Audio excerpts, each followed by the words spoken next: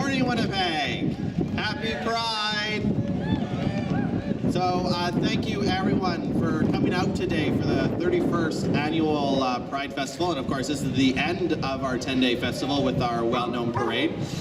Before I begin, I do want to recognize that Roland Penner passed away yesterday.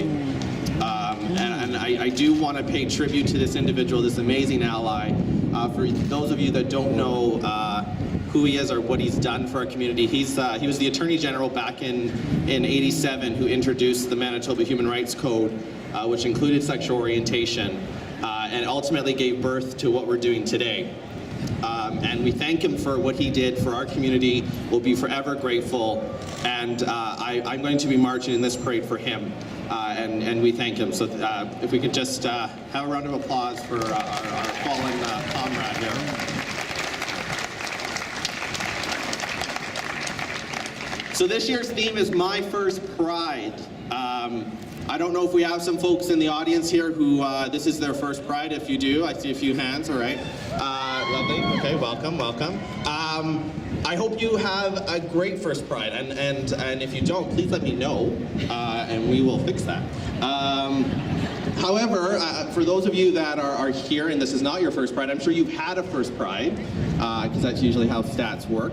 And I want you to think back to that first Pride. You know, it might have been last year, maybe it was a decade ago.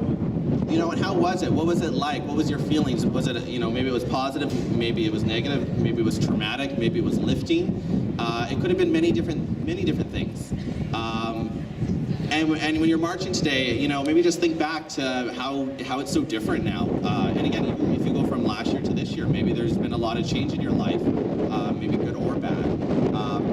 We've actually been collecting people's first Pride stories over the last several weeks. We've been posting them up on our website, and I've been going through them, and it's just amazing to read those stories. As a volunteer, a fully volunteer organization, it really gives us that drive to do what we do day in, day out. As Mohammed had mentioned, we put in many hours every year to put this on. So to read those stories really shows that Pride is very much relevant today, as it ever has been, and the effect that Pride has had on people's lives. And we will continue to do that for many years to come, and it will never end as far as I'm concerned. We've gotten quite big. If you look over there, that's cool. That's about, you know, 105 entries, which is a new record, as Barry had mentioned, and tons of people. So, well done, Winnipeg. Little known fact, we're actually now the largest parade in Manitoba.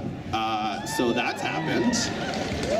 So well done, and it's just great to see that change in our community and that acceptance. And it's been mentioned many times by our speakers and by us that there is still much more work to be done. And we encourage you to, you know, again, use your privilege, use what you can. You know, come volunteer for us. We're always using for, you know, need more folks to help put on what we do. And again, I hope you have a really good parade. I hope you have a great festival. We have a festival at the Forks after this. Please head out over there. And yeah, I hope you just have a great Pride. So happy Pride, Winnipeg, and we'll see you later.